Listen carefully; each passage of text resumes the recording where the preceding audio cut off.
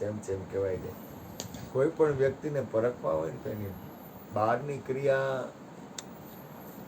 એ ઓછું પરખવું, ખોટું પડે. તમે કોઈને સામાન્ય વ્યક્તિ, મને એક મહાપુરુષ કોણ મારી પાસે બહુ સારો માણસ બોલી ગયો હતો, મને કે તમારાથી આખા વિશ્વને મોટા ગણો. મારી પાસે કોણ બોલ્યું તો મને યાદ નથી. આખું વિશ્વ તમારાથી મોટું છે, તમે કોઈને તમારાથી નીચા ગણોમાં. બહુ સરસ બોલ્યું હતું એ વાક્ય, મને મજા આવી, મને ગમ્યું. કોઈ પણ વ્યક્તિ હોય ને, કોઈ પણ વ્યક્તિ હોય એને તમે તમારા કરતા મોટા ગણો. મને બહુ ગમ્યું છે. સાયકલ લઈને આવે છે. ગમે એક સરસ કોક બોલ્યું તો એ કોક મારી પાસે કોણ બોલ્યું તો મને વચ્ચે બોલ્યો સાયકલ લઈને જાવ, મારા દીકરો થઈ જશે.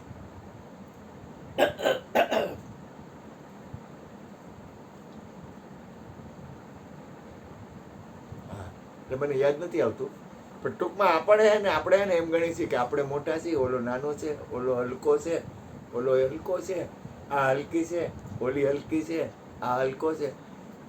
ભૂલ છે, બહુ મોટી ભૂલ છે. અને માણસની ઓરિજિનલ ખબર ક્યારે પડે? ખબર જ્યારે એવો પ્રસંગ આવે ને ત્યારે આપણને એમ લાગે કે આ વ્યક્તિ તો બહુ અંદરથી એ છે ને એ હલકી ગણતી હોય છે. હલકી એટલે આમ એની દ્રષ્ટિમાં એને એમ લાગે છે કે આ માણસ નીચો છે. કે મયુરભાઈ અરીસો કેમ નાખ્યો? મેં તમારું દર્શન કરાવે. અને હું તો ખરેખર કહું, ખરેખર જોવામાં આવે ને તો બહુ અઘરું છે પારકા અવગુણ. આ દુનિયામાં ખાલી એક જ લક્ષણ આવી જાય ને કે કોઈના અવગુણ જ જોવા, આપણે એનો જન્મ સફળ. એક જ લક્ષણ, ગમે એ વ્યક્તિ હોય, ગમે એવી હોય ને, ગમે એ રીતે હોય ને, ગમે એ હોય, પછી ક્યાં વાત રહી? એની યાર કઈ મતલબ જ નથી. પણ આપણે અવગુણ જોવા નથી. એટલે ઘણી બધી મંજિલ રહીને એ કપાઈ જાય.